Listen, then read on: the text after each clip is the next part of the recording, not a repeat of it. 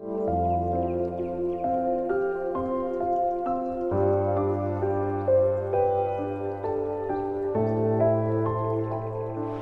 check. Check. Check. Check. Good morning, District 82. Welcome you to Rendezvous with Conference Share. I hope you enjoyed a fun-filled event with Jayanarayan yesterday. And today, you're here with me at Manchester of South India, Coimbatore, with yet an amazing Conference Share from District 82. This person is the youngest DTM in India, holding his record in the Indian Book of Records, and the 5th youngest in the world. This person is also the Conference Chair of Reverberations 2016. Here I have DTM Navaneeth v Ganesh. Hi Navaneeth. Hi Vaish. So how are you? I'm good, how are you? I'm superb. Tell me what's happening in Coimbatore. Coimbatore, as usual, it's a cool place. And after a long time, I'm here in Coimbatore for a long time as well. So I'm enjoying my moment here, and with all the friends and you around, Coimbatore is a fun place. Tell me what is keeping you occupied in Coimbatore? My job at present, before it Were you about to say would be something? Nothing. As of now, the climate, the long drives, the late night dinner, chit chats, hangouts are the stuff that keeps me going in Coimbatore. Fantastic. Now, coming to the point. Each one of us have experienced a lot of club meetings with mere 20 members, 40 members, but experiencing a district level conference is a massive experience to all of us, to each one of us. Tell me, when did you attend the first district conference and how was that experience for you? You know what, Vaish? I attended my first district conference when I was a student, and even now I'm a student. I need to tell you this. In VIT, the place where I studied and where we have 9 Toastmasters Club, not even a single person had attended a district conference, and it was me who attended for the first time and represented my university. At first, we interacted with one club, as you said, with 20 people, then slow on it went on to 30 plus, 40 plus, and we have 9 clubs. So it's always, good to have people around, and it's always good to network. So with the same thought in my mind, I crossed over the ocean and went to Sri Lanka to attend Reverberation 2015. That was my first conference experience. So I checked into the hotel, I saw a lot of new people, attended my first day, it was okay, didn't get to speak to a lot of people, but as and when the conference proceeded, its proceedings, trust me, it gave a beautiful experience. The third day, let me tell you, if I had 10 contacts in my phone list, metaphorically, I would have had 100 plus contacts before I boarded my flight back to India. Toastmasters, especially a district conference, is a beautiful platform to interact, to network, to gain more and more like-minded people for any purpose it may be. And to me personally, as a student, I got these contacts and it helped me in a way where I could build my career in a beautiful way and with more clarity. So thank you Toastmasters for giving me an opportunity to attend my first conference, and then onwards it started a lot of things. Nava, you have shared your experience about your first conference that you attended. But to be a conference chair for a huge event like Reverbs 2016 would have been a different ballgame altogether. Can you share with us your experience about Reverberations 2016, your journey, learnings and experience, please? Vaish, I have to tell you this. I attended Reverberation 2015, right? As soon as I attended, I went back with loads of memories and yes, with ambitions. I never thought in my dreams that I would get to host the next Reverberation. And above all that, I never thought I would be the one to be in the lead to host one. But to my surprise, I attended Ovation 2016 as well. In Ovation 2016, it's not only me who attended. As I said, once I went back with a bunch of memories and experiences, I shared all that with my students, got the permission from the university, and ensured that not only me but a bunch of students, 30 plus people, attended Ovation 2016. Ovation 2016 was one another experience as well. We have attended a club contest with maximum 5 speeches or 6 speeches. Then we have attended an area contest with another maximum of 5 to 10 speeches. Next, we have attended a division conference with 10 speeches to 12 speeches maximum, or a day maximum, or 12 hours. next it was nothing else but the district conference. So in Reverberation 2015 as well as in Ovation 2016, it was approximately to 3 to 4 days, and Ovation 16 at to 4 to 5 days. So as and when the day passed on, you felt more and more empowered, developed, and it is equivalent to attending 100 plus club sessions. So you know what I mean? One attendance in a district conference is equal to your 100% attendance in 100 club sessions. So that is the equivalent and the magnitude that it carries, and that I wanted to state in this forum. So we, as I said, we 30 people, when we attended it, we all had ambitions, we all had surprises. We saw a big stage, bigger than an area division, and 10 world-class speeches given at one moment. So it was thoroughly a learning experience with all new faces, new networking principles, and everything put together. As a student, all you had get to do was learn, and that's what we all did. So it all passed by. We were having our own club sessions. One day soon, Ajanta called me. He wanted to have a look around our very own VIT campus. So I took him all around. He loved the campus, he loved the halls, all the logistical alignments and everything. Suddenly he said, Navaneeth, what if Reverberations 2016 happens in VIT University? I said, wow, it's a wonderful thing. I can help you, and I can help the chair, whoever it's going to be, in all ways that it runs as a smooth and a successful conference. And he said, sure, I think you should help yourself then. I didn't get the meaning out of it.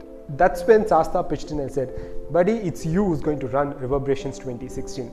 And that moment, trust me, above all the ambitions and above all the interest over Toastmasters, one moment that shook me there was the pressure that I get immediately. I looked around, it was all none other than a college students that was going to run the conference. So it is always a team effort. So that moment, in spite of all the pressure, in spite of all the uncertainties, I took only one thought. Why don't it be a life-changing experience to not only me, but to 30 plus students who are going to work in this conference? So that was one moment that I just blindly took it over. I said, Sasta and Ajanta, I will take it up, and I'll ensure this time it's going to be a successful conference. So it all happened. I had approximately 8 to 10 months. Slowly things began. Me as a student, obviously, I had only two. Since before that, I had only 2 conference experiences, and I'm sure all the chairs had at least 3 to 4, conference experiences. But nevertheless, I called up people, took mentorings. I ensured that all things are kept in place first. The first thing I took care was nothing but a team building. That was a very important aspect to run a conference, and that to we as students, we need to handle our personal stuff like education, parents' pressure, time management, and university rules. So these were all the constraints and challenges. The first thing I did was plan. What are the things that I could do, and what are things I couldn't do or I wouldn't be able to do? So I did my SWOT analysis, and I told the people that this is the things that we're going to do. So that's when we had a target with our registrations, a target with sponsorships, a target with educational speakers, a target with budget, and everything was set. So once the necessity planning is done, like 80-20 rule, 80% of the work is done. So the 20% is just the implementation. And trust me, my guys, Reverberations 2016 team did it beautifully. And you asked me about the travel and the learnings, right? Let me tell you in simple points. First thing you learn is about self-awareness. You know where do you stand as as in terms of manager, as in terms of an administrator, and in terms of a leader. The self-awareness not only to me, but it was to all the students, all the team leads, or we call it as committee chairs. They had their self-awareness. And second thing, self-empowerment. When you are given a responsibility beyond your age, and when you work on it and successfully run it, you feel empowered automatically, right? More than the award, more than anything else, the empowerment was the biggest gift. My guys got it. So that had happened secondly. Thirdly, I would say money management and time management. These are the 2 important skills in today's world. And when it comes to Toastmasters, where you learn to be a leader, these 2 skills are very much needed, I suppose. Whether it's your family, or whether it's your business, or whether it's your organization, time and money are the 2 important resources and an asset, and you need to manage that. Our guys were just in their teens and just crossed their teens, did that again beautifully. They knew what time management is all about, they knew what finance is all about, and they took over it again gracefully. I was very much satisfied to put together. And fourthly and lastly, I would say one more experience that I want to share is, again, networking and people management.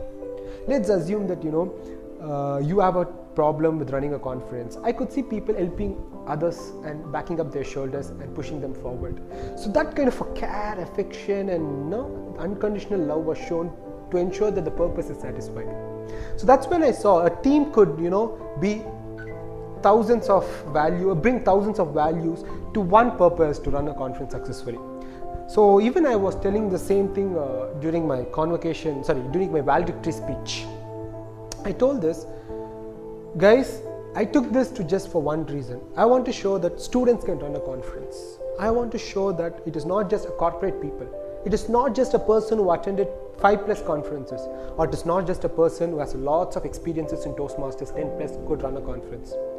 I just proved a point there. A guy with just 3 years experience in Toastmasters, a guy who has attended just 2 conferences, district level conferences, and a guy who has a team who are just students can also pull a conference at this magnitude. Nava, that was a fantastic reply. You have attended the conference as a participant in Reverbs 2015, and then you shared us the experience of chairing a conference Reverbs 2016.